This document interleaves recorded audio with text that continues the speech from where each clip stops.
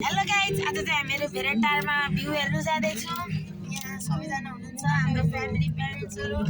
यहाँ मामा हुनुहुन्छ, यहाँ बहिनी हुनुहुन्छ, अगाडि छेमा हुनुहुन्छ, भाइ हुनुहुन्छ। अनि आज हामीहरू यहाँ भेरेटारको जङ्गलमा पुगिसकेको छौँ। अब अलिकति माथि पुगेर भेरेटार पुग्न लागेको छौँ।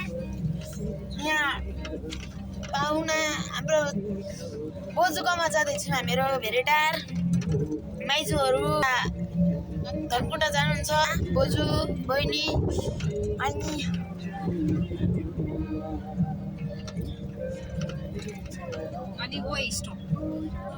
राम्रो भ्यू छ, यहाँ टुकीहरू छ, हुँदैन डर लाग्छ।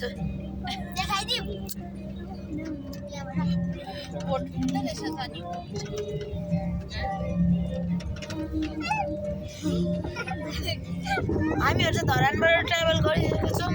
धरानमा 2 घन्टा जति बित्यो होला, 1 घन्टा जति।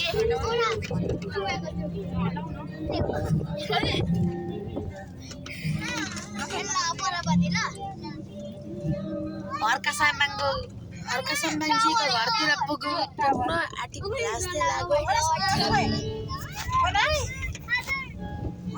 सबै हर्का साम्बाङले नै बनाउनु भएको होला नि है मामु? हर्का साम्बाङजीले नै बनाउनु भएको होला नि सबै पूजाहरू।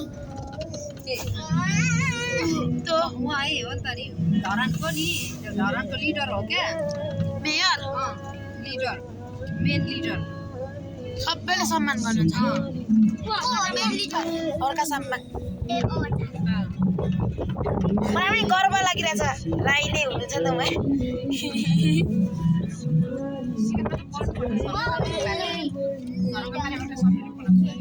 अझ धरानमै पढ्नु आँटेको। बेलबारीको भन त। बेलबारीको मेयरको नाम DP sir. DP Rai. DP Rai. डिपीको नाम के हो?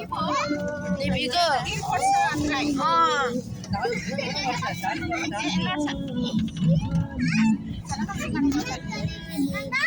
हामीहरू कहाँ पुगिसक्यौँ भने मङ्गलगढीमा हुँदा धरान जानेका चाहिँ